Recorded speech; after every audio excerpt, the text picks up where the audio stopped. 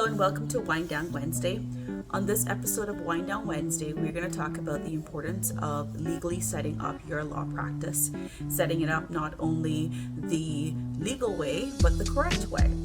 So one of the most common misconceptions is that attorneys are fully aware of all the documents and all of the requirements that are in place to set up their law practice. And what I mean by that is most times people think that they know exactly what to do and how to register a business, how to get it incorporated, how to apply for a business license, etc. Like I said before, that is one of the most common misconceptions as it relates to lawyers knowing what to do and how to do it and where to go do it. So today we're going to cover a little bit about what it takes to do that and the importance of it. So now that we're in an era of everything pretty much being done online, in most states you can incorporate a law practice and any company for the most part online by just going to the Secretary of State's website where you're located and basically following the process that they've outlined there for you to follow to apply for your incorporation. In the case that that's what you're doing, you're getting an LLC in this case, right? So hypothetically speaking, we're talking about a law practice that's getting an LLC.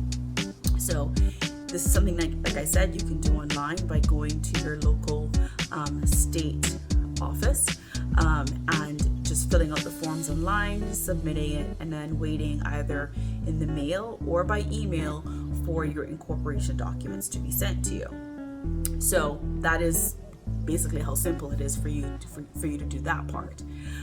Then of course there's the element that's involved where you then have to apply for an EIN number. Again, this is something that can be done online and it's done through the IRS. So you don't have to hire somebody to do this for you. You can actually do it on your own.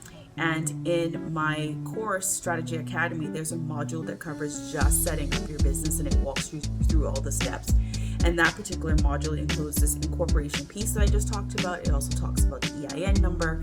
And now I'm going to talk about the business license because you're going to need a business license for whatever city you're in, no matter what state you're in. So the first thing that you need to do is you need to go to your local city office, right? So wherever your city manager office is, your city town hall is, that's typically where you're going to go to register a business. So what you need to go is visit that location, or you can check them out online. Just kind of depends on what city you're in to determine what type of license it is that you're going to need in order for you to operate a law practice within that city. Each city and each state has different regulations of what they require and what they will allow in that particular state and in that particular city as it pertains to law practices being set up. One thing I think that's oftentimes missed is that some cities require certain law firms to be zoned, right? So they can't be in certain zones for whatever the reason may be. Like I said, it varies by state and it varies by city. So it's very important for you to check with your local city office to determine what license you need, what documents you need to submit to get that license, what the cost will be, because there's a cost associated with it. There's also a cost associated with the incorporation as well. And getting that in place, filing all the paperwork, and remembering that this needs to be renewed annually, and so does your incorporation license, right?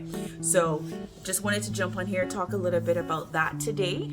If you want to get more information about the exact steps that you should follow to get your business incorporated, to get your EIN number, to get your business license, and to really get your law practice set up, I encourage you to sign up to Strategy Academy.